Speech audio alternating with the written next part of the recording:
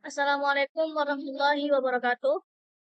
Perkenalkan kami dari kelompok 12 dan 3 akan mempresentasikan tugas UAS mata kuliah Mobile Computing, yaitu mengubah database aplikasi Laundry dari yang awalnya SQLite menjadi MySQL, agar aplikasi dapat digunakan pada beberapa perangkat secara bersamaan.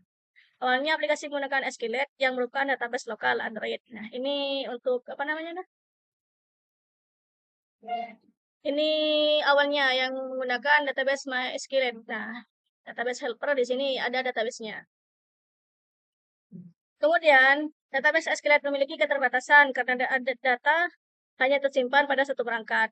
Oleh karena itu, kami melakukan migrasi ke MySQL dan merupakan juga tugas dosen dengan memanfaatkan REST API sehingga data dapat disimpan pada server dan diakses oleh perangkat lain. Nah, cara membuat API itu dengan mudahnya menggunakan anti-gravity. Kalian bisa download di Chrome atau browser yang lainnya. Nah, ini. Nah, di sini. Karena kita sudah mendownload dan sudah membuat, kita tinggal kasih tahu saja di prosesnya. Awalnya itu kan kita buka aplikasi apa namanya? Anti-gravity-nya, kemudian open folder di mana file apa yang akan kita buat API-nya gitu untuk membatasi antara SQLite dengan MySQL. Nah, ini. Kemudian nge-prompt di sini. Oke, buatkan saya mengubah data SQLite menjadi SQL gitu. Ini berupa data pelanggan bla bla bla bla dan seterusnya seperti itu. Kemudian anti-gravity ini akan membuat file folder. Nah, kemudian di sini ini akan membuat seperti ini. Akan menjadi API helper seperti itu. Setelah jadi, maka kita pindah ke studio. Nah, seperti itu. Agar bisa diakses, itu akan dijelaskan selanjutnya oleh teman saya. Jadi Mas, jadi Mas, ya. Pada awal pengembangan aplikasi, database yang digunakan adalah SQLite. SQLite memiliki beberapa kelebihan, yaitu mudah digunakan, ringan, dan tidak memerlukan server. Namun, terdapat beberapa kekurangan. Data hanya tersimpan pada satu perangkat, tidak dapat digunakan secara bersamaan oleh banyak pengguna, sulit melakukan sinkronisasi data, tidak cocok untuk aplikasi online. Karena itu, kami mengganti SQLite menjadi MySQL. Dengan MySQL, data tersimpan di server, data dapat diakses dari berbagai perangkat, mendukung banyak pengguna, lebih mudah melakukan backup dan pengolahan data. Setelah menentukan penggunaan MySQL, kami membuat database dan tabel yang diperlukan.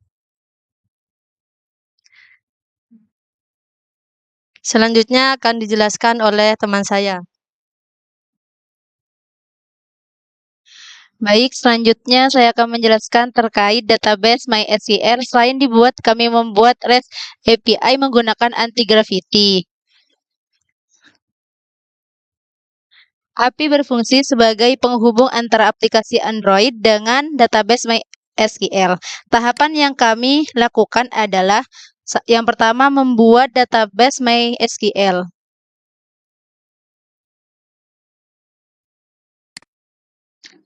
Yang kedua membuat tabel pelanggan, layanan, dan transaksi.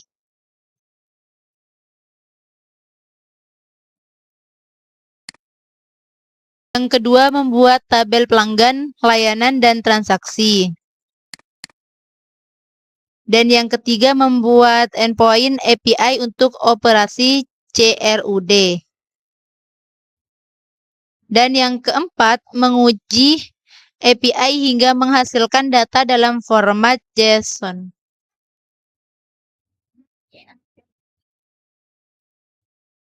Gitu.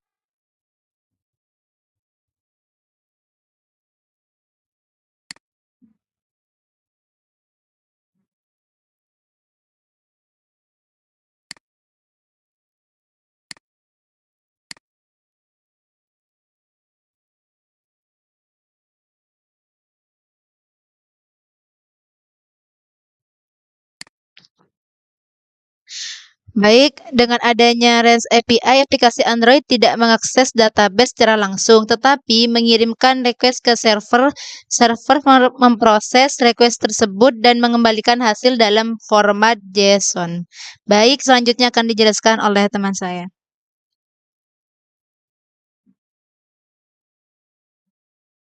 Oke, pada bagian ini saya akan menjelaskan proses hosting API dan menggunakan dengan aplikasi Android Studio.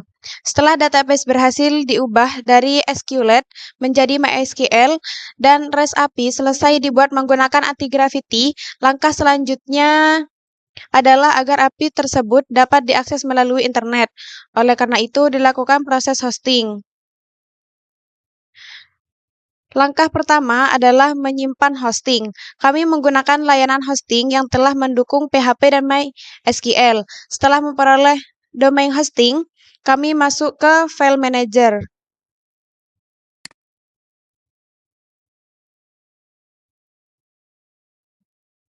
Untuk mengunggah seluruh file API yang sebelumnya dibuat menggunakan anti-gravity ke dalam folder Laundry API.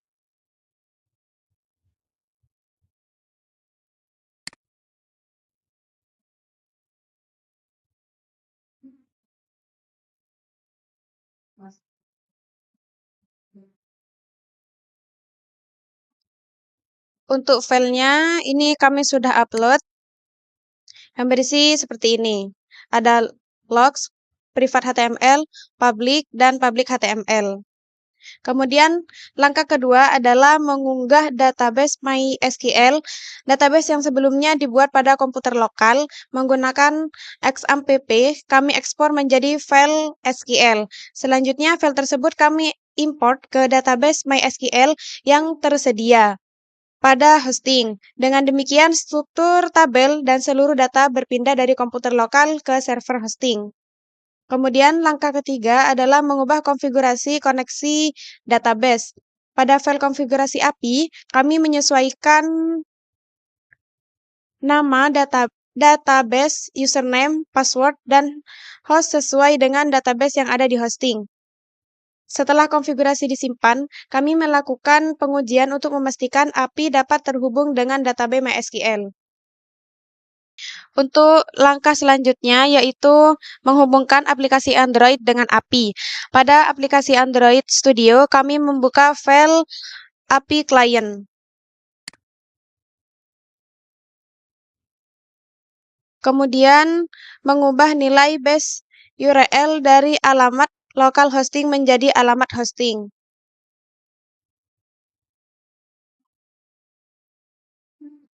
Selanjutnya, kami akan mendemonstrasikan aplikasi yang pertama. Kami menambahkan data terasi melalui aplikasi Android.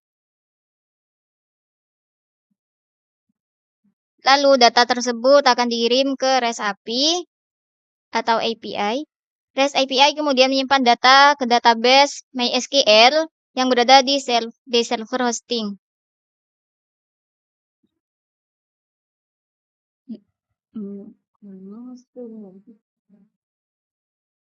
Selanjutnya, kami akan membuka aplikasi tersebut dari perangkat lain.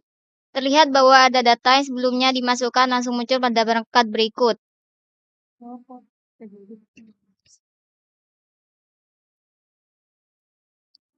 Nah, hal ini menunjukkan bahwasanya aplikasi tidak lagi menggunakan SQLite, tetapi menggunakan MySQL melalui REST API. Nah, kesimpulannya di sini, database SQLite berhasil diimigrasikan ke MySQL, lalu REST API berhasil dibuat menggunakan anti-gravity, lalu API dan database berhasil di-hosting, aplikasi Android berhasil terhubung dengan server menggunakan Forlay, lalu data kini dapat diakses dari beberapa perangkat secara bersamaan karena tersimpan di database MySQL pada server. Untuk melakukan pengujian terhadap aplikasinya. Nah, kita akan menambahkan transaksi lagi, yaitu bernama Cahaya. Nah, di sini kan di SQLite-nya, lalu kita coba lihat di PHP MyAdmin-nya. Nah, ternyata di sini sudah ada, yaitu Cahaya yang tadi kita sudah coba di SQLite-nya. Cukup sekian. Wassalamualaikum warahmatullahi wabarakatuh.